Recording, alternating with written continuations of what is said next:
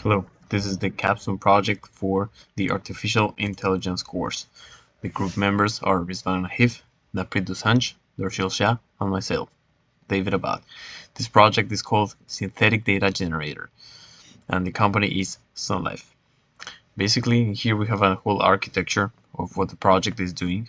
This consists of a synthetic data generator that uses prompt engineering and large language models with the objective of facilitating to users to easily build high-quality synthetic data for their experiments. As you can see, we have 5 different steps. First, the user's input. The user enters a prompt in the chat box, and that goes directly to our Amazon API gateway. We are using AWS Cloud for all of our infrastructure. This triggers a Lambda function, which basically has to decide between 3 paths. The first one is OpenSearch. Basically what this does is it selects a predefined template that we have stored in S3 that we use to build a complex prompt and get the best results possible from Amazon Bedrock. Whenever the user's input gets a little complex, for example adding certain constraints or multiple examples of data, then we need more complex natural language processing techniques, for which we use a sentence transformer. With this, we are basically able to capture the semantics and the meaning of what the user is asking and select a proper template to build our final prompt. After the final prompt is fully completed, we query a large language model from Amazon Bedrock to get the results. But before we continue, let's move back and check the Epic prompt generator.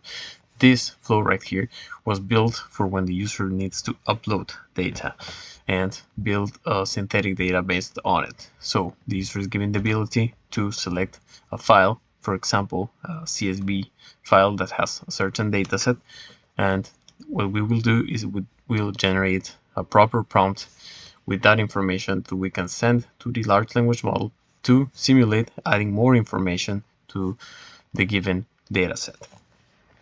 On the Amazon Bedrock layer, basically we have to decide on the large language model to use, and here we're going with Anthropic Claude.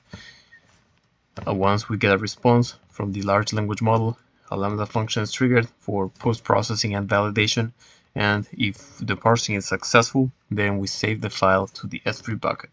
The response of the whole application is basically just the URL with the data saved on the S3 bucket, which the user can access. Right now, I'll proceed to give a demo.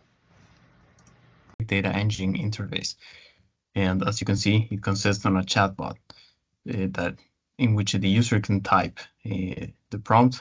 They can select a different model. Right now we have selected Cloud 2.1, but also Llama 3 is available, and they can choose an output format for their response. It could be text, JSON, XML, or CSV. We proceed to put our prompt.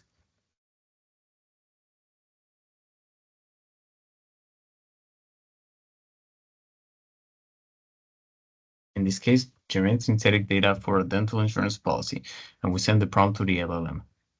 Basically, what this is going to do is it's going to choose from one of our predefined templates, the one that matches the best the user prompt, and it will generate synthetic data based on it.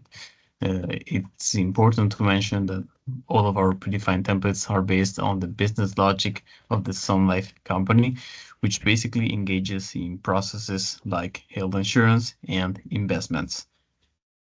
As you can see, the data was successfully generated and it is stored on the S3 bucket, which I will show right now.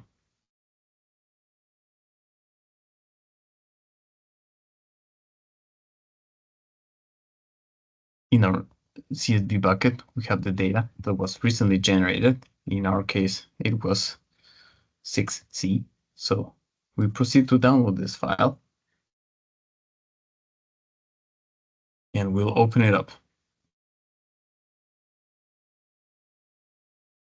This is the final result.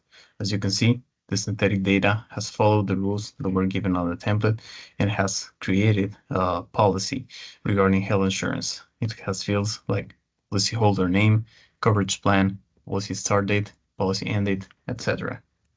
Right now, we'll proceed with the demo of the file upload. basically we'll use a simple customer claim dataset. And remember that this flow consists on taking as an example the rows of data that the user uploads and then generating more of it based on whatever information was given. It will take into consideration the data distribution and for categorical columns, the types and categories that are available on the document. Same as before, now the data is available on our S3 bucket. So we'll go here and we'll download the latest data. And the result is as follows. This is the resulting file. It basically has information for customers like name, address, city, etc.